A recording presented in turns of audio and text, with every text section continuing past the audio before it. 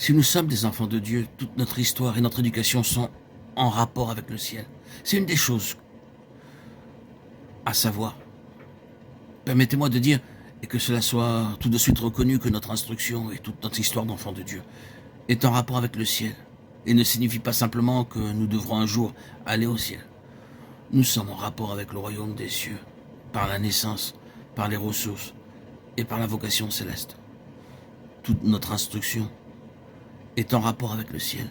Tout ce que vous et moi nous devons apprendre doit être en relation avec ce qui est accompli dans le ciel. C'est ce que le Seigneur voulait dire quand il déclarait que ton règne vienne, que ta volonté soit faite sur la terre comme au ciel. Matthieu 6, 10.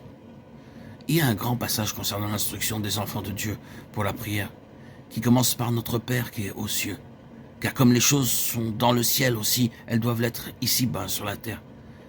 Mais toute une vie d'instruction, de formation drastique et profonde est liée à cette conformité avec le céleste. La Bible des chrétiens à l'époque du Nouveau Testament était l'Ancien Testament. Quand nous lisons dans le Nouveau Testament les Écritures, afin que les Écritures soient accomplies, comme c'est écrit dans les Écritures, et ainsi de suite, c'était l'Ancien Testament qui était la référence. L'Ancien Testament était la seule Écriture, la seule Bible des premiers chrétiens des premières décennies de notre ère. Ils n'avaient pas encore notre Nouveau Testament. Pour eux, l'Ancien Testament était la Bible, et il était continuellement cité, on s'y référait, et il était employé pour corroborer l'expérience spirituelle des chrétiens. Cette lettre aux Hébreux en est justement l'exemple. Hébreux 11, 13, 16, c'est dans la foi qu'ils sont tous morts sans avoir obtenu les choses promises. Mais ils les ont vus et salués de loin, reconnaissant qu'ils étaient étrangers et voyageurs sur la terre. Ceux qui parlent ainsi montrent qu'ils cherchent une patrie. S'ils avaient eu en vue celle d'où ils étaient sortis, ils auraient eu le temps d'y retourner. Mais maintenant, ils en désirent une meilleure, c'est-à-dire une céleste. C'est pourquoi Dieu n'a pas honte d'être appelé leur Dieu, car il leur a préparé une cité. Cette lettre aux Hébreux, du début à la fin, est imprégnée de l'Ancien Testament.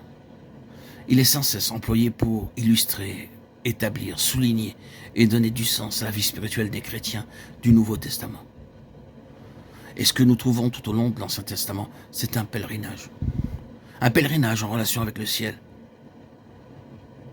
Nous voyons que l'intention divine dans la création, c'était qu'une harmonie existe entre le ciel et la terre, afin que Dieu puisse être ici-bas, dans ce monde, avec plaisir, bonheur et dans le repos, tout comme il pouvait l'être dans son ciel.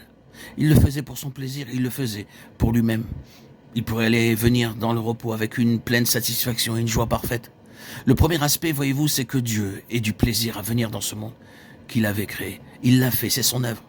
Et il nous est dit qu'après l'avoir créé, il est entré dans son repos.